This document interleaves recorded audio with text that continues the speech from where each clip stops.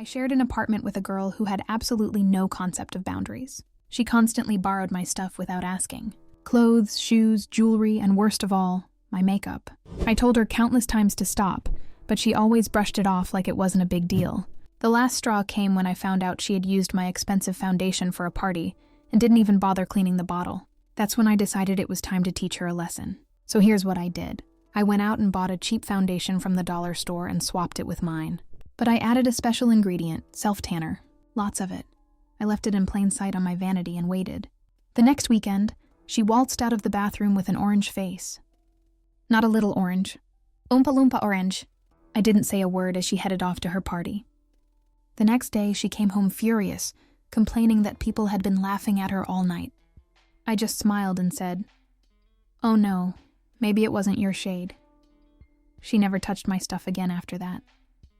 Let me tell you the whole story. So let me give you some context about this roommate situation, because it's important to understand just how much this girl had no respect for other people's things. I was 23 years old, living in a 2-bedroom apartment with this girl I'd met through a roommate matching service. Let's call her Ashley. She seemed normal when we first met. Friendly, outgoing, said all the right things about respecting each other's space. That lasted about 2 weeks. It started small. I'd notice my shampoo running out faster than it should.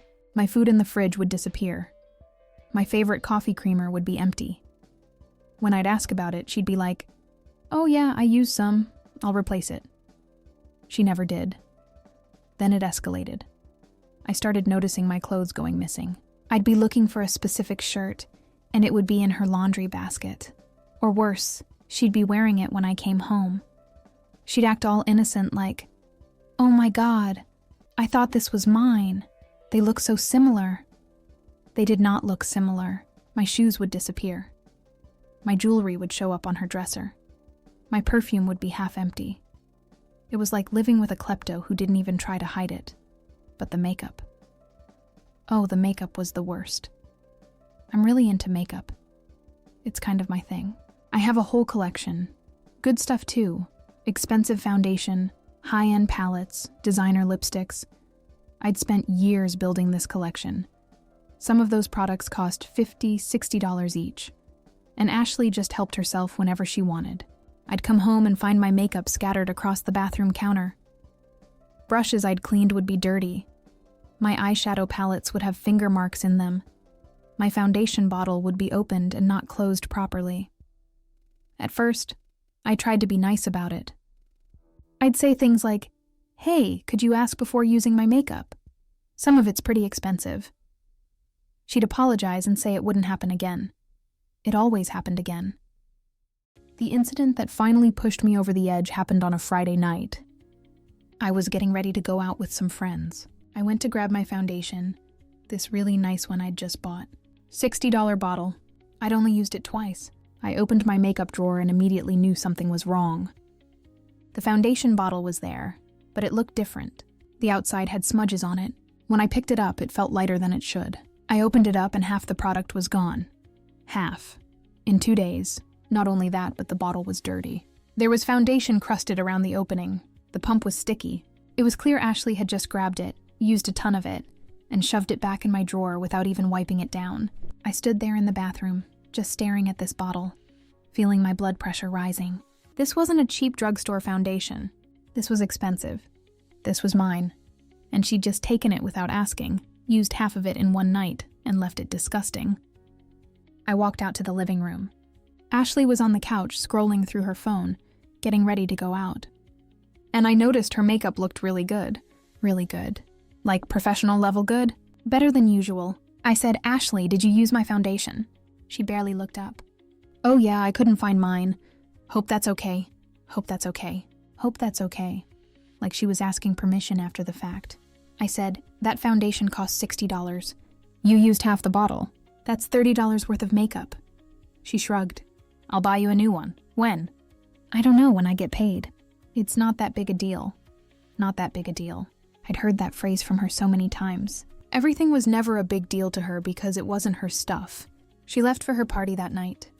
I stayed home, and I spent the entire evening on the couch, fuming, trying to figure out what to do.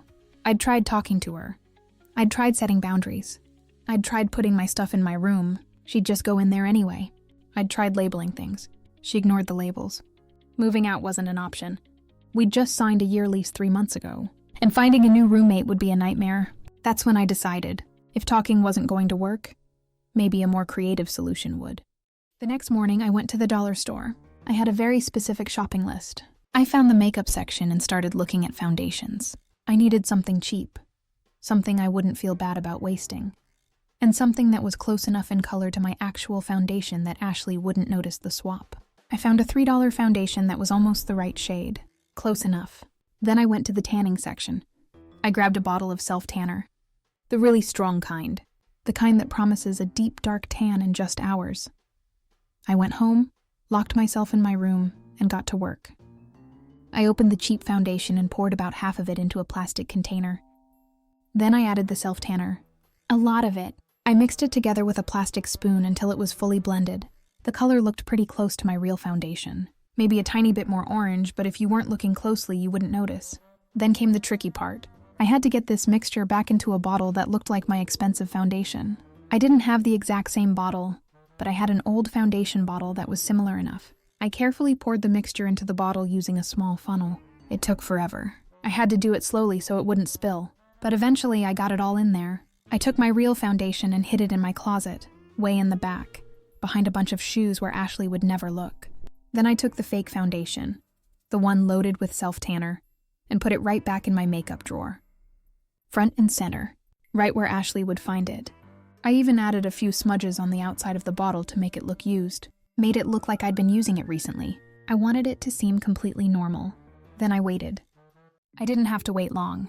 The next weekend, Ashley mentioned she was going to a party on Saturday night. Some big event with people from her work. She was really excited about it, talking about how she needed to look perfect. Saturday afternoon, I stayed in my room, door cracked open just slightly. I was reading a book, pretending to be occupied, but really I was listening. Around 5 p.m., I heard Ashley go into the bathroom. I heard the water running, heard her singing to herself. She was in there for a while, doing her full getting ready routine. About 45 minutes later, I heard her come out. I heard her go back into her room. More primping, more getting ready. Then, around 6:30, she emerged from her room and walked past my door toward the living room. I glanced up from my book, and I had to bite my lip to keep from laughing out loud. Her face, oh my God, her face. It was orange, like legitimately bright orange. Not a natural tan orange, not a sun-kissed glow. Straight up traffic cone orange. And the best part? The rest of her body was her normal skin tone. So it was just her face. Her neck was a little orange where the foundation had blended down. But her arms, her chest, everything else was normal. Just this orange mask of a face. She didn't notice.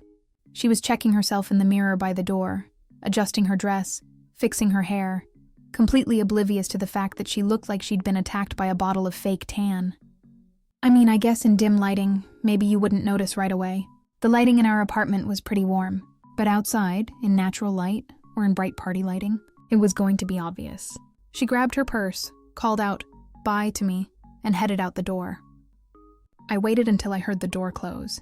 Then I went to the window and watched her walk to her car. Even from the 3rd floor, even in the evening light, I could see how orange she looked. I went back to my room and tried to focus on my book, but I couldn't. I kept checking my phone, wondering when she'd notice, wondering if anyone at the party would say something. Ashley came home around midnight.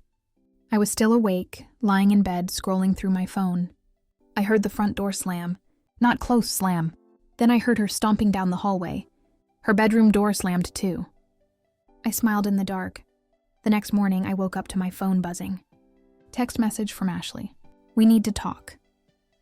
I got up, made myself some coffee, and waited. Eventually, she emerged from her room. She looked tired. Makeup mostly removed, but I could still see traces of orange around her hairline. She sat down across from me at the kitchen table. And she looked furious. What the hell was in that foundation? I took a sip of my coffee. What foundation? You know what foundation. The one in your drawer, the one I used last night. Oh, did you use my foundation again? Without asking, her face got red. Well, redder. There was still some orange happening. That's not the point. What did you do to it? I looked at her innocently. I didn't do anything to it. That's my foundation, the one I use. Then why did it turn my face orange? Do you know how humiliating last night was? People were laughing at me. Someone asked if I'd been to a tanning booth. Another person asked if I was feeling okay because my face looked weird. I spent the whole night in the bathroom trying to fix it and it wouldn't come off. I set down my coffee cup. That's weird. It's never done that to me. Are you seriously telling me you didn't know? Ashley, I use that foundation all the time. It works fine for me. Maybe it just doesn't match your skin tone. You know, different foundations work differently on different people. Chemistry and stuff. She stared at me. I could see her brain working, trying to figure out if I was lying or if this was really just a terrible coincidence. Then I said very carefully, you know, this probably wouldn't have happened if you'd just used your own makeup. Or asked permission, like I've been asking you to do for months. Silence. Then she said in this quiet voice, "It was you. You did this on purpose." I took another sip of coffee. I have no idea what you're talking about. But I do think maybe you should stick to using your own products from now on, just to be safe. She stood up, glared at me, and went back to her room. So that's how I made my roommate turn orange for stealing my makeup. Here's the beautiful part. Ashley never touched my stuff again, not once. Not my makeup, not my clothes, not my food, nothing. She became almost paranoid about it. She'd go out of her way to avoid using anything that might be mine. When friends would come over, she'd specifically point out which products were hers in the bathroom, like she was afraid someone might accidentally use mine and something terrible would happen to them. Word spread too. Some of her friends found out what happened, and apparently the story got around. A few of them thought it was hilarious. One of them even told me privately that Ashley had it coming because she'd done similar things to other roommates in the past. We lived together for another 9 months before the lease was up. Those 9 months were actually pretty peaceful. We weren't friends or anything, but there was a clear boundary now. She stayed on her side of it, I stayed on mine. When the lease ended, she moved out. I got a new roommate through a friend's recommendation. This roommate actually respects boundaries. It's amazing. I still have that bottle of fake foundation somewhere in my closet. I kept it as a reminder. Sometimes when I'm having a bad day, I think about Ashley's orange face and smile. Here's what I learned from all of this. Sometimes talking doesn't work. Sometimes setting boundaries doesn't work. Sometimes you have to get creative. Was it petty? Absolutely. Was it mean? Maybe a little. But you know what? She had months to respect my stuff. Months to listen when I asked her nicely. Months to just be a decent roommate.